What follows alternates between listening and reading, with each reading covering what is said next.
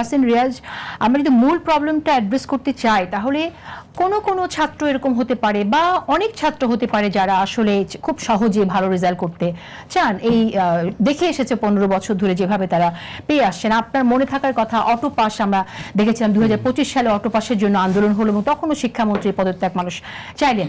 তো এই যে একটা প্রবৃত্তি চলে এসেছে শিক্ষার্থীদের মধ্যে, সেটা নিশ্চয়ই সকলের মধ্যে না, কিন্তু সবার জন্য আমাদের যে সুবিধাটা নিশ্চিত করা দরকার, যেমন প্রশ্নপত্রের ভুলের ব্যাপারটা এখানে আসলো, পরীক্ষাটা আসলে পেছানো যেত কিনা, সেক্ষেত্রে সমন্বিত উদ্যোগ দরকার। আপনার কাছে কি মনে হয় যে মিসিং মানে গ্যাপটা কোথায় হচ্ছে? যারা আসলে আমলা কাজ করছেন তারা কি বুঝতে পারছেন না তাহলে তাদের সমস্যা, এবং স্টুডেন্টসদের মধ্যে যারা আসলে এখন পড়ালেখার প্রতি অত সিরিয়াস না এরকম যদি থেকে থাকে তাদেরকেই বা কিভাবে সিরিয়াস করা যায়? যেমন কিশোর গ্যাংয়ের কথাও কিন্তু আপনি জানেন, সে বিষয়ে আমরা একটু কথা বলতে পারি।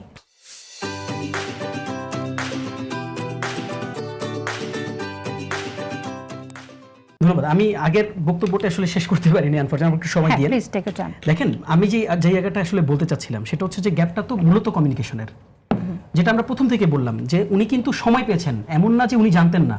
এবং দেখেন আমরা সবাই এই জিনিসটা জানতেছি যে ঢাকার, আমি যেটা বললাম আপনাকে যে ঢাকা শহরে 1 ঘন্টা বৃষ্টি হলে আপনি বেরোতে পারেন না, কেউ বেরোতে পারে না। সেক্ষেত্রে সারা রাত বৃষ্টি হওয়ার পরেও ওনাকে কোন আমলাতন্ত্র এই সিদ্ধান্তটা নিতে দিল না? তো ওনাকে পরিষ্কার করতে হবে, এটা আমি আপনি জানবো না তো। এখন দেখেন উনি পরিষ্কার করেছেন, আমি ওটা বলছি আপু। দেখেন এখন উনি পরিষ্কার করেছে, যথার্থই পরিষ্কার করেছে। কবে পরিষ্কার করেছে, কখন পরিষ্কার করেছে? যখন আন্দোলনটা ফিল্ডে, রাস্তায়। আমি আপনাকে মনে করিয়ে দিই, আপনি ওনার পেজে এখন যান। গতকালকে পরীক্ষা হয়েছে কয়টা থেকে? 10টা থেকে 10টা থেকে দুপুরে পরীক্ষা শেষ হয়েছে। আমি তো বলেছি, আমি ওই সময় সকালে বেরিয়েছি, আমার ভিন্ন মিটিং ছিল। আমি বের হয়ে দেখেছি ঢাকা শহরের এমন কোন শিক্ষার্থী নাই, not even a single one. আমি আপনাকে হলফ করে বলি, এমন কোন শিক্ষার্থী নাই যে শিক্ষার্থী সাফার করে নাই ঢাকা শহরের।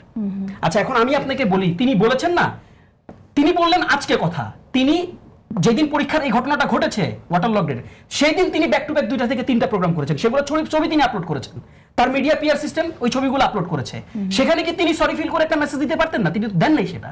দেখেন প্রবলেমটা কোথায়? প্রবলেম হচ্ছে আপনি একটা গোটা জেনারেশনকে, যারা ইয়াং জেনারেশন, যারা টেকনোলজিতে অনেক সাউন্ড, আপনি পুরো গোটা ইয়াং জেনারেশনকে সাফারের মধ্যে ফেলবেন। আপনি তাদেরকে একটা মারাত্মক বিরক্তি উপহার দিবেন সকালবেলা। সে পরীক্ষা দিতে পারবে না, সে পরীক্ষা দিতে গিয়ে ড্রেনে পড়ে যাবে, সে পরীক্ষা দিতে গিয়ে বের হতে পারবে না, রাস্তায় আটকে থাকবে জ্যামের মধ্যে। আর আপনি ওই দিন সারাদিন প্রোগ্রাম করবেন, সুন্দর সুন্দর হাসি মাখা ছবি আপলোড দিবেন।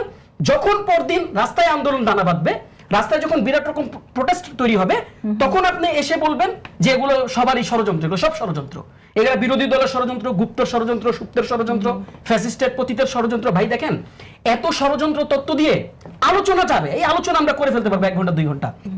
তাসনুমা জাবিন আপা যে শব্দটা উচ্চারণ করেছেন, এই যে একটা ওয়েক আপ কল, আপনি ওয়েক আপ কলটা নিচ্ছেন না। আপনি কি করছেন জানেন? আপনি প্রবলেমটা জিয়ে রাখছেন। খেয়াল করে দেখেন, এখানে কিন্তু দিন শেষে আপনি মানেন না মানে, আমি আপনাকে শিওরলি বলি, আপনাকে যদি বুকে হাত দিয়ে বলতে বলি যে আপনি বলেন তো এদিন স্টুডেন্টরা সাফার করেছে কিনা, আপনি বলতে বাধ্য হবেন সাফার করেছে। এখানে কেউ এমন নাই, রনি ভাই নাই, আমি নাই, তাজনুপুর, কেউ বলতে পারবে না যে পোলাপান সাফার করে নাই। তাহলে পোলাপান যদি সাফার করে থাকে, এই সাফারিংস এর দায়ভার কাউকে না কাউকে নিতে হবে। এবং এই সাফারিংস এর দায়ভার খুবই ক্লিয়ার, এটা মানে আপনি শিক্ষা মন্ত্রণালয়কে দিতে হবে।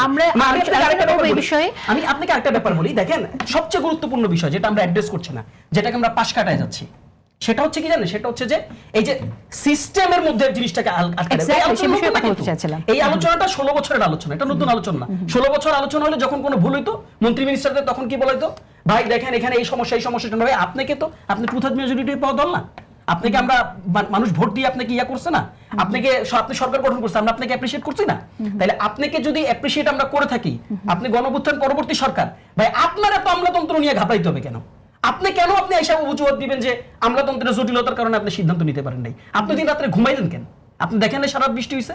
আপনি জানেন না সকাল 9টা 10টার দিকে লক্ষ লক্ষ শিক্ষার্থীরা পরীক্ষার হলে যাবে? ফলে দেখেন এখানে অনেকগুলো সুযোগ তৈরি হয়েছে। এখানে যেটা হয়েছে, সকালবেলা ঘুমের থেকে উঠার পর আওয়ামী লীগ ঘুমের থেকে উঠছে, চিন্তা করছে যে আরে বাহ সুন্দর একটা সুযোগ পাইছি, যাই। আপনি সুযোগ দিলেন কেন? এই প্রশ্নটা কেন আমরা করতেছি না? আচ্ছা, সেই জায়গাটাই ফিরবো আমরা, এই সুযোগটা রিয়েক্ট করতে পারতেন। এবং দেখেন আপু, আমি একটা কথা বলি, খুবই দুঃখজনক, আপনি আজকে প্রধানমন্ত্রী সংসদেও যে বক্তব্য দিয়েছেন, ওনার জেস্চারের দিকে খেয়াল করেন। উনি যে সরি ফিলটা করেছেন, এই সরি ফিলটা আসলে ডিরেক্ট সরি ফিল না, ওটাও ইনডিরেক্ট সরি ফিলিংস। ফলে কি হয়েছে, মানুষের একটা সাইকোলজি, এই ইয়াং জেনারেশন কিন্তু আপনাকে সমর্থন করে, সাপোর্ট করে। শিক্ষামন্ত্রীর কথা আপনি বলছেন, আমি শিক্ষামন্ত্রীর কথা বলছি। উনি দেখেন, উনি সরিটা বলেছেন কি, যদি আমি কোনো ভুল করে থেকে আপনি ভাই ইনডিরেক্টলি বলেন ডিরেক্টলি বলেন, আপনার ফার্মের মুরগি এই কথাটা আপনি বলার আগে আপনাকে ভাবতে হবে, আপনি একজন শিক্ষামন্ত্রী, আপনি পার্সোনাল কলে বলতে পারেন, কেন আপনি এটা মাথায় রাখবেন না যে রেকর্ড হতে পারে? এটা কি আমি মাথায় রাখবো? এটা কি রনি ভাই মাথায় রাখবে? কারণ আমি বলি যে রনি ভাই এটা মাথায় রেখে, রনি ভাই আমি শিওর আপনাকে বলি উনি 10 জনের সাথে ফোনে কথা বলার আগে এটা মাথায় রাখে, যেমন কোনো মন্তব্য করতেছি কিনা যেটা রেকর্ড হয়ে পরে অনলাইনে যাইতে পারে, উনার মাথায় রাখা উচিত, আমাদের সবার মাথায় রাখা উচিত, কারণ এগুলো কিন্তু গেম প্লে হয়। আচ্ছা, এগুলো কিন্তু গেম প্লে হয়, এই ফলে উনি এটা গেমে পড়ছেন, উনি ফার্মের মুরগি শব্দটা বলছেন গেমে পড়ছেন। এখন আপনি বলবেন, কিন্তু আপনাকে যখন এটা ফ্রেম করে জিজ্ঞাসাবাদ করা হবে আপনি বলেন ভাই আমি তো এটা পার্সোনাল কলে বলছি, ভাই পার্সোনাল কলে বলছেন কিন্তু এটা পাবলিক হইছে।